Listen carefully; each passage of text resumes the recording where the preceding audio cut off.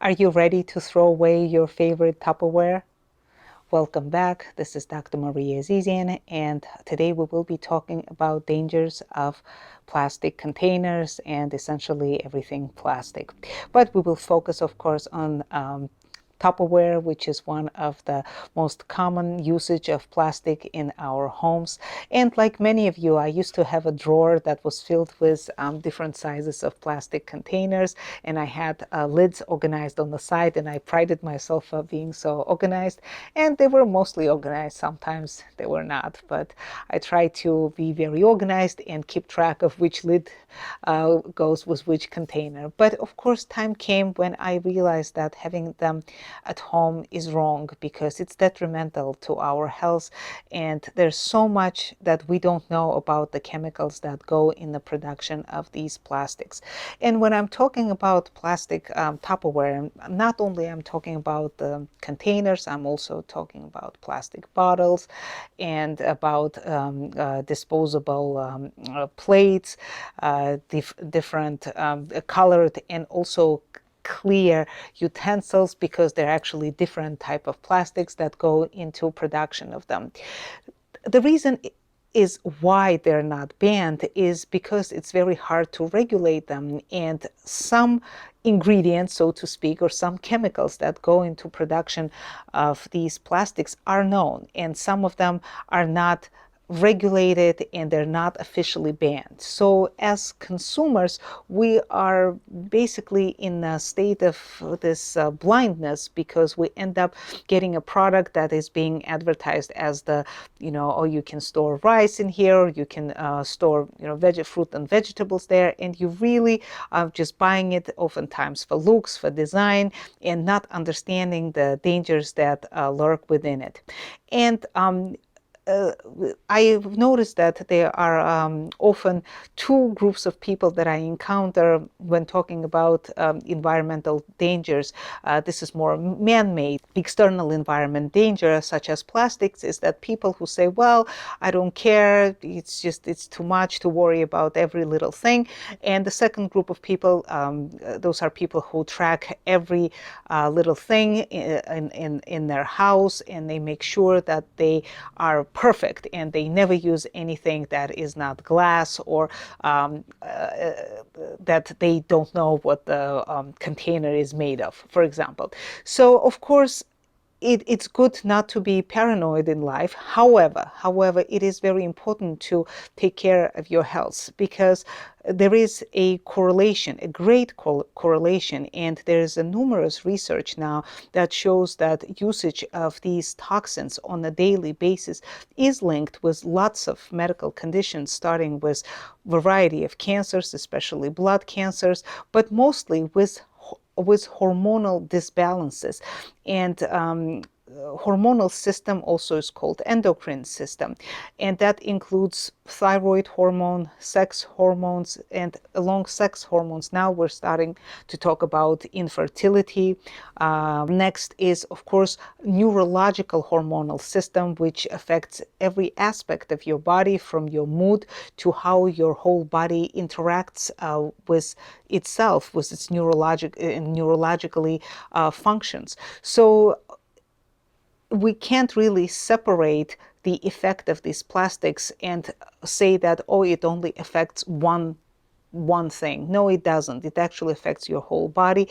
And a lot of these effects, just like in many environmental toxins, they are not immediate, and they are sustained, and they're cumulative, because day after day after day after day, you get these toxins that affect your system. And that's why they're called endocrine disruptors, because they do disrupt our endocrine system. And for example, if a young couple goes to seek medical help due to infertility, how can you prove that it is due to plastic containers that, for example, a wife has been eating out of for years, right? It's almost impossible. It's very, very hard to have such a linear relationship. And that's why some people don't take it seriously, because they feel that, oh, it's not important, it's not necessary. So And that really is the point of my talk today, is to go in a little detail and at least name some of these chemicals that are responsible for multitude of medical conditions, diseases, and functioning as endocrine disruptors. That's basically is the name that was given to them. So where are they coming from, aside from those containers that I started with? They're everywhere essentially, because they could be in our food, they are in the toys, they're in detergents, they're in makeup, they're everywhere surrounding us. So, and that makes it very difficult to live so-called pure life. It's hard. So I I do recommend that at least we all make an effort and do at least some things to make this exposure less and less. But to name a few sort of the common chemicals, some of them you know, such as bisphenols, there are BPA and BPS, and they are very common in clear plastics. And they actually are more dangerous, just like all chemicals, when the plastic is heated. So that is very important. Do not heat those plastic containers, because that's where the leakage of the chemicals occur. Then we have PFCs. PFCs is another group of chemical that you find in paper, just grease-proven paper for wrapping sandwiches, pastry, for pizza boxes, and that's actually ubiquitous. It's very, very hard to pinpoint that which ones are do not contain this PFC. The other one is perchlorate, which is present in a cling wrap. So cling wrap is not safe in that sense, because it touches our food, of course, and we touch that with our fingers, and there is an absorption of all of these toxins. Again, it's minuscule, but day after day after day, it all adds up.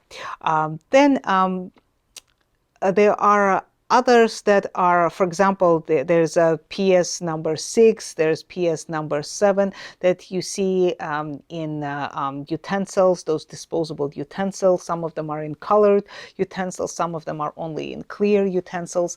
And the goal of my this little video is to basically advise you to stay away from plastic as much as possible, because we can cite the list of these chemicals and what they do, but the easiest thing is to remember just a few rules. Number one, well, try not to use them, but number two is very important. Do not heat them, meaning do not use them to microwave food.